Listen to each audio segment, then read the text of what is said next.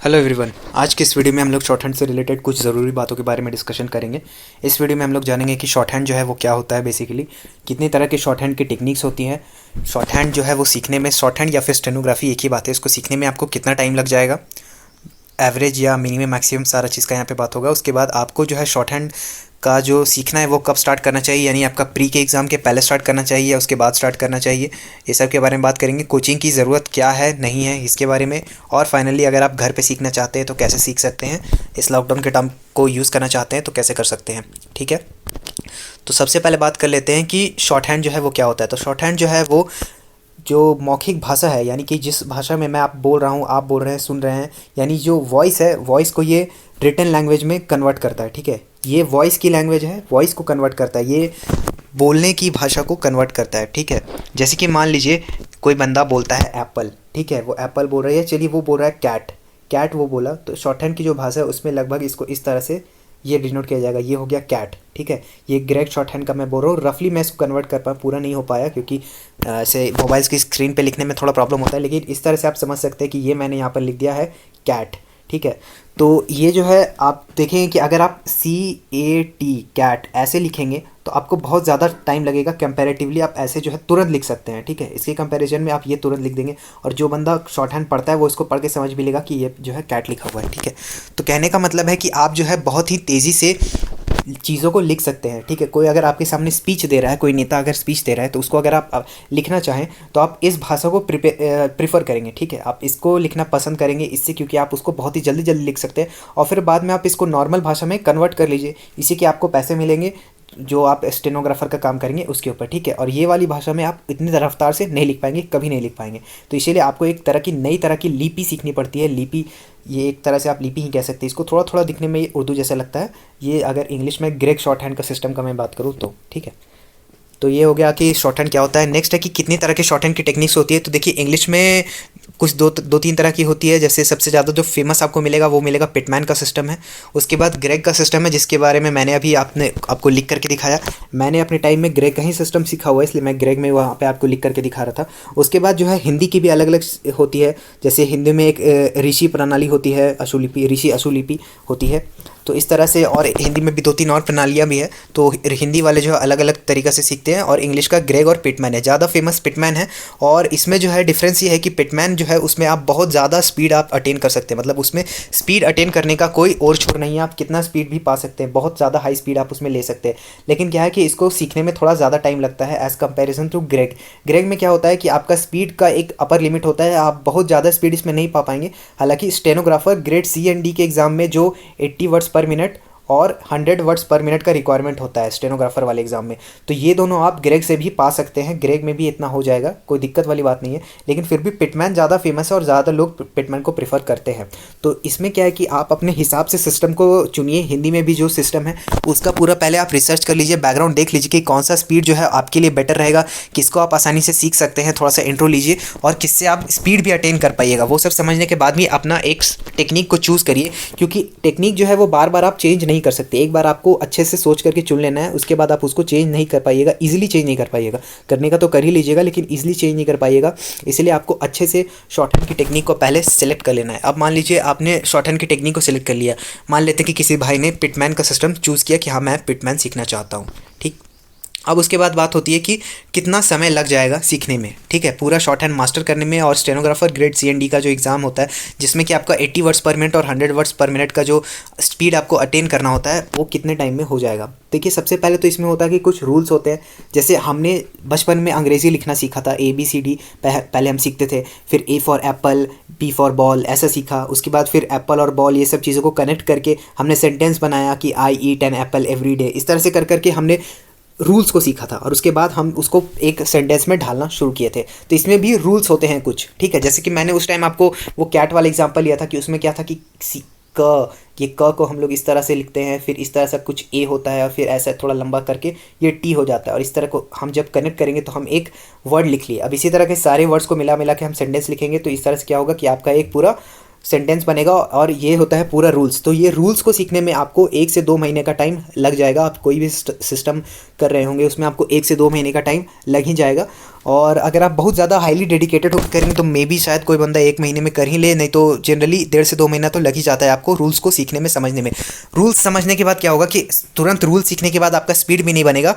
आपको स्पीड बनाने के लिए क्या करना होगा, प्रैक्टिस। तो इसीलिए जो है कि आपको कम से कम 6 से 7 महीने का टाइम तो लग ही जाएगा 80 वर्ड्स पर मिनट लाने में, ठीक है। 80 का स्पीड लाने में आपको 6 से 7 महीने का टाइम आराम से लग जाएगा। मे बी कुछ 1-2 एक्सेप्शन वाले बंदे होते हैं जो इससे कम में कर लेते हैं, लेकिन मैं एक एवरेज टाइम बता रहा हूँ 6 से 7 महीने का। अब करने वाले तो चाहे ज़िंदगी भर करते रहें उसका 80 नहीं आएगा अगर वो गलत तरीके से प्रैक्टिस कर रहे हैं तो, लेकिन जनरली मैं बता रहा हूँ 6 से 7 महीने में 80 का स्पीड ला सकते हैं। और अगर आपको 100 का स्पीड अटेन करना है तो आपको 8 से 10 महीने का टाइम लग जाने वाला है, ठीक है। आराम से लग जाएगा 8 से 10 महीने का टाइम अगर आपको 80 वर्ड्स पर मिनट स्पीड लाना है। ये मैं बिल्कुल उनके लिए बता रहा हूँ जो एकदम जीरो से स्टार्ट कर रहे हैं, जिनको कोई भी नॉलेज नहीं है, ठीक है। तो ये था कि 6 से 7 महीना में एकदम शुरुआत से लेकर के 7 महीने के बाद आपका जो है 80 वर्ड्स पर मिनट आ जाएगा, ठीक। तो ये हो गया आपको सीखने में कितना टाइम लगता है। नेक्स्ट हम लोग बात करते हैं कि तो फिर आपको सीखना कब स्टार्ट करना चाहिए अपना शॉर्ट हैंड का। तो ये बहुत ही इंपॉर्टेंट सवाल है। तो देखिए ये तो बात है कि अगर आपका जो है प्री का जो तैयारी है, यानी आपको इंग्लिश, जीके और रीजनिंग का जो प्रिपरेशन करना है, अगर आपका प्रिपरेशन थोड़ा भी ठीक ठाक है, थोड़ा भी ठीक ठाक कहने का मतलब है कि अगर आपका 200 में से 100 के आसपास या 90 के आसपास के नंबर आ रहे हैं, यानी कि आपका प्रिपरेशन थोड़ा बहुत ठीक ठाक हो चुका है, तो इस टाइम पर तो आपको बिल्कुल अपना शॉर्ट हैंड का प्रिपरेशन कर लेना चाहिए, स्टार्ट कर देना चाहिए, ठीक है। क्योंकि क्या होता है कि ज़्यादातर लोग जो है इस एग्ज़ाम को क्रैक कर लेंगे, अच्छे अच्छे नंबर से भी क्रैक कर लेंगे, लेकिन वो लोग शॉर्ट हैंड नहीं सीखे होते, तो वो लोग क्या होता है कि आगे जा करके छट जाते हैं, ठीक है। और स्पेशली ये होता है कि सीजीएल वाले लोग इसमें आ जाते हैं, कट ऑफ बढ़ा लेते हैं, वो तो खैर अलग ही रोना है हम लोग, तो वो सब के बारे में अभी बात नहीं करेंगे। तो मेन यही है कि अगर आपका प्रिपरेशन प्री का थोड़ा बहुत ठीक ठाक है तो आपको अभी से ही स्टार्ट कर देना चाहिए। आपको प्री ये सब का वेट नहीं करना चाहिए कि प्री का रिजल्ट आएगा उसके बाद मैं प्रिपरेशन स्टार्ट करूँगा। लेकिन अगर कोई मेरा भाई, कोई बहन, कोई ऐसे दोस्त है जिनका कि प्रिपरेशन प्री का ही अच्छा नहीं है, मान ले कि वो उसको प्री का ही मार्क्स जो है वो 50 नंबर आ रहा है, 200 में से 50 नंबर आ रहा है, तो यानी कि उसका जो है वो प्री क्लियर नहीं होगा, तो फिर वो स्किल टेस्ट का प्रिपरेशन करके क्या कर लेगा। तो इसीलिए क्या है कि ऐसे बंदों को पहले अपना प्री का अच्छा प्रिपरेशन करना चाहिए। अगर उसका जो मार्क्स है वो 100 के आसपास आने लग जाए, 100, 110 इस तरह से आने लग जाए, तो फिर क्या है कि उसके बाद उसको धीरे धीरे करके अपना शॉर्ट हैंड का स्टार्ट करना चाहिए, धीरे धीरे करना चाहिए। ऐसा नहीं कि शुरुआत में एकदम बहुत ज़्यादा इसको टाइम देने लग गए। दिन का 1-2 घंटा निकालिए आप इसके लिए, आराम से आप निकाल लेंगे। और उसके बाद क्या है कि आप इसको सीखिए, समझिए, और जैसा भी है कोचिंग वगैरह ज्वाइन करिए, जो भी है। और उसके बाद क्या करिए कि अपना प्रिपरेशन करिए। अगर जो लोग ऐसे हैं कि जो ये सोच रहे हैं कि क्या स्किल टेस्ट का जो प्रिपरेशन है वो प्री के बाद किया जा सकता है, या प्री के रिजल्ट के बाद किया जा सकता है, तो बिल्कुल किया जा सकता है, क्योंकि जो है उसके बाद जो अच्छा खासा आपको टाइम मिल जाता है। लास्ट ईयर ही क्या हुआ था कि लगभग 8 से 10 महीने का टाइम मिल गया था आपका प्री का रिजल्ट आने के बाद, प्री होने के बाद, माफ़ कीजिएगा, प्री होने के बाद और जो आपका फाइनल स्किल टेस्ट के लिए जो बुलाया गया था उसके बीच में अच्छा खासा टाइम मिला था। तो लगभग मुझे एग्जैक्ट नंबर तो याद नहीं है, लेकिन आई थिंक 10 महीने के लगभग का टाइम जरूर मिला था। तो 8 से 10 महीने का टाइम जो आपको मिल रहा है उसमें बढ़िया से आप प्रिपरेशन उस टाइम भी कर लीजिएगा। लेकिन क्या है कि ज़रूरी नहीं है कि पिछले बार 10 महीने का मिला था तो इस बार भी 10 महीने का टाइम मिलेगा ही। इस बार हो सकता है कि टाइम थोड़ा कम मिले, तो इसीलिए आपको रिस्क नहीं लेना चाहिए। अगर आप शुरू से स्टार्ट कर सकते हैं तो कर लीजिए, वरना आपका यही है कि अगर आपका मार्क्स प्री में ही कम आ रहा है तो पहले प्री को अच्छा करिए, प्री अच्छा हो जाने के बाद आप अपना प्रिपरेशन स्टार्ट करिए शॉर्ट हैंड का। नेक्स्ट है कि कोचिंग क्या इसके लिए ज़रूरत है और क्या आपको कोचिंग लेना चाहिए। तो देखिए इसके लिए तो बेस्ट है कि अगर आप कोचिंग ही ले लें तो ठीक। मैं जनरली बाकी दूसरी चीज़ों के लिए कोचिंग रिकमेंड नहीं करता, लेकिन यहाँ पर क्या है कि कोचिंग जो है आपका बेस्ट प्रिपरेशन करवाएगा। अगर आपके आसपास के इलाके में, आपके शहर में या आपके आसपास के शहरों में कोई अच्छा प्रिपरेशन करवाता है, कोई अच्छी कोचिंग इंस्टीट्यूट है जो कि सही दाम पे करवाता है, तो बिल्कुल आप कोचिंग ही लीजिए। कोचिंग ज़्यादा अच्छा होता है, क्योंकि क्या होता है कि वहाँ पे जो एक्सपीरियंस टीचर होते हैं और टीचर्स जो है आपको सही तरीक़ा से गाइड कर देते हैं। क्योंकि ये जो है एक तरह से आप एक नई लैंग्वेज सीख रहे हैं, एक उसी तरह से आप इसको समझिए, और नई रिटन लैंग्वेज सीख रहे हैं। स्पीकिंग भी नहीं, आपको रिटन लैंग्वेज सीखना है, प्लस उसमें स्पीड भी बनाना है काफ़ी कम टाइम में। तो ये यहाँ पे क्या होता है कि कोचिंग वगैरह जो होता है वहाँ पे टीचर्स का एक्सपीरियंस आपको काफ़ी हेल्प कर जाता है। तो अगर आप कोचिंग ले सकते हैं, अफोर्ड कर सकते हैं और अवेलेबल, तो आप बिल्कुल कोचिंग लीजिए। वहाँ पर आपको बिल्कुल टेंशन लेने की ज़रूरत नहीं है, वहाँ पर एकदम सिलेक्शन आपका अच्छा हो जाएगा अगर कोचिंग सही है तो, ठीक है। लेकिन अगर ये है कि अगर आपके पास कोचिंग वगैरह की सुविधा नहीं है, आपके आसपास में 2-3 शहरों में कहीं भी कोचिंग है ही नहीं, ऑफलाइन कोचिंग का कोई सुविधा नहीं है, तब उस केस में क्या करना पड़ेगा कि आपको फिर ऑफलाइन मतलब अपने से तैयारी करनी होगी, ऑनलाइन वगैरह देख के, वीडियोस ये सब देख करके करना होगा। तो वैसे बंदों के लिए कि अगर आप घर पर सीखना चाहते हैं, स्टार्ट करना चाहते हैं, या एटलीस्ट रूल्स वगैरह को जानना चाहते हैं, तो वो सब आप कैसे कर सकते हैं। तो देखिए उनके लिए क्या है कि मैं डिस्क्रिप्शन में 2 बुक्स की लिंक दे रहा हूँ, दोनों का पीडीएफ आपको मिल जाएगा, एकदम फ्री बुक है, इसमें पैसा वैसा नहीं लगने वाला है। वो बुक जा करके आप डाउनलोड कर सकते हो। उस पीडीएफ में क्या मिलेगा कि जो मैंने बताया था कि आपको जो रूल्स सीखना है, जो रूल्स है वो सारा रूल्स आपको उस बुक के अंदर मिल जाएगा, ठीक है। 100-150 पेज का वो बुक होगा। वो बुक का सारा रूल्स अगर आप समझ जाते हैं, ठीक है, अगर आप सारा रूल्स समझ जाते हैं तो फिर आपका पूरा शॉर्ट हैंड जो है वो ख़त्म है, आपको रूल्स पूरा खत्म है, ठीक है। उसके बाद सिर्फ और सिर्फ आपको प्रैक्टिस करना है, और प्रैक्टिस आप यूट्यूब पे आपको डिक्टेशन मिल जाएगा, डिक्टेशन आपको सुनना है और उसको आपको प्रैक्टिस करना है, ठीक। ये सुनने में बड़ा आसान लग रहा होगा लेकिन उतना आसान है नहीं जितना लग रहा है। उसके बाद एक चीज़ और मैं दे रहा हूँ, एक मैं प्लेलिस्ट दे रहा हूँ, नीचे डिस्क्रिप्शन में एक लिंक डाल दूंगा, वहाँ पर जाकर के आपको प्लेलिस्ट मिलेगा। मैंने जब अपना ग्रेग शॉर्ट हैंड सीखा था अपने टाइम में, तो ग्रेग शॉर्ट हैंड का जो इंट्रोडक्शन वाला पार्ट है, क्योंकि मैं बोला ये एकदम नई चीज़ आप सीख रहे हैं, तो इंट्रोडक्शन वाला पार्ट आपको उस प्लेलिस्ट में मिल जाएगा। वो मेरा मतलब मैं उस भाई को नहीं जानता वो कौन है, किसने बनाया वीडियो, लेकिन वो वीडियो मुझे बहुत ही अच्छा लगा था, वो सारी वीडियोस।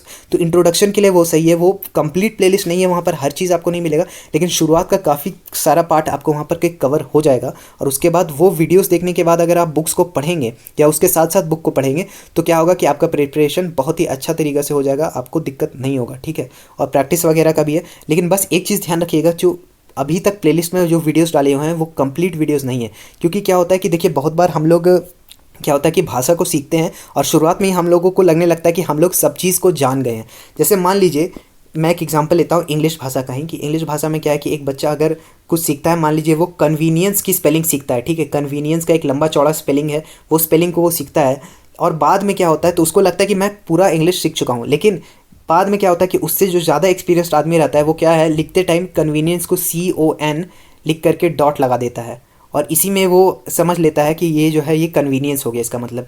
तो वो जो पुराना बच्चा है जिसने ये चीज़ को नहीं सीखा कि मैं और भी शॉर्ट में लिख सकता हूँ कुछ चीज़ों को, तो उसको ये चीज़ देख करके उसको डर लग जाता है, ठीक है। तो ये चीज़ होता है शॉर्ट हैंड के साथ भी। शॉर्ट हैंड में धीरे धीरे जब आप आगे बढ़िएगा तो एक पॉइंट ऐसा आएगा जहाँ पर आधी बुक में ही आपको लगेगा कि मैं सारा चीज़ सीख चुका हूँ, लेकिन अब जब उसमें आगे जाइएगा तो आपको कुछ चीज़ें मिलेगी जिसको बोलते हैं एब्रीविएशंस, यानी कि शॉर्ट फॉर्म में आपको चीज़ें लिखी हुई मिलेंगी। तो जब तक आप एब्रीविएशंस तक न पहुँचे तब तक अपने आप को ये मत समझिएगा कि मैंने सारा रूल्स सीख लिया है, क्योंकि इसमें जो मेन खेल है वो एब्रीविएशंस का ही है। ये जो बड़े बड़े वर्ड हैं, ये पूरा सेंटेंस को ये 2-3 सिंबल में वो कन्वर्ट कर देते हैं एब्रीविएशंस, और ये सिंबल से आप अपना बहुत सारा टाइम बचा सकते हैं और बिल्कुल तगड़ा स्पीड इससे बना सकते हैं, ठीक है।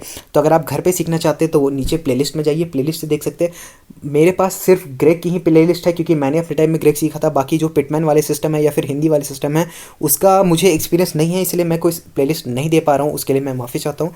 और अब कमेंट में कोई ये भी बोल सकता है कि अगर आपने सीखा हुआ है तो आप ही सिखा दो, लेकिन देखिए प्रॉब्लम मेरे साथ ये है कि मैं जो है वीडियो बना कैसे पाऊँगा, मेरे पास थोड़े हार्डवेयर की प्रॉब्लम है, ठीक है। मेरा मोबाइल उतना अच्छा नहीं है, कैमरा वगैरह की, जिससे आपको देखने में भी प्रॉब्लम होगी। और उसके बाद क्या है कि वीडियो मैं बनाऊँगा, जब तक मैं रिकॉर्ड करूँगा, फिर रिकॉर्ड करके अपलोड करूँगा, इस सब में बहुत ज़्यादा टाइम खिंच जाएगा। इससे बेटर ये होगा कि नीचे डिस्क्रिप्शन में किताब का मैंने लिंक दे दिया है, वहाँ से जाकर के आप किताब पढ़ सकते हैं, किताब से सीखेंगे।